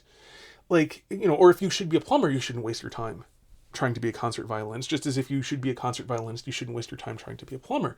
Like, you should not waste your time. If there's a thing that you're supposed to be, you shouldn't waste your time trying to be something else. And so be open to the possibility that being a father isn't your vocation as well. Like, maybe it is, but maybe it's not. And be open to that. Really consider that as well, especially like if pursuing the root of virtue, pursuing fatherhood in an entirely virtuous way fails all the time, but something else works. Like, maybe you should do that other thing. Like, maybe like you're meant to spend your time giving to people in a different way than fatherhood is. So that's really important, because our modern cultures are so monomaniacally focused on everybody needs to be paired up in a sexual relationship, and like this is the only way to live, and it is so not true. So remember that as well. I put this at the end because like I'm assuming that like it's not the main purpose of the video, but like bear that in mind, because maybe this video is not for you, not because of the video, but because like this isn't a video about how to become a priest, or this isn't a video about how to become a monk or a friar, or how to live the committed single life well.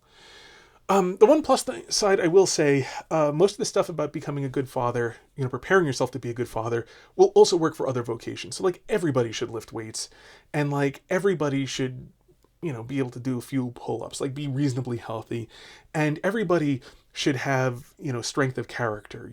Everybody should be able to fast and do it well, and to be able to, do what's right even though you're suffering at the time or what have you. So like those sorts of things, hobbies is a little bit different. That's, but like, it's not too much that having hobbies will hurt. Could be a waste of time, but there's very little it will hurt. And so, but like a lot of the big ones for becoming a father are useful no matter what your vocation is. So there's the good news there in terms of that sort of preparation for fatherhood. And, yeah, I hope this helps. Until next time, may you hit everything you aim at. If you like this video, then clicking the like button, according to YouTube, will make them more likely to recommend it to others. If you know anyone who might get something out of this video, then it would be kind to share it with them, or just share it on social media in general. And if you'd like to see future videos of mine, you can subscribe. And if you're not in the habit of checking your subscriptions page regularly, then I suggest clicking the notification bell and setting that to always, because otherwise subscribing to a channel basically just sort of like gives YouTube a hint that maybe it should consider recommending these videos to you, possibly at some point, if they think so. It's a funny world we live in. God bless.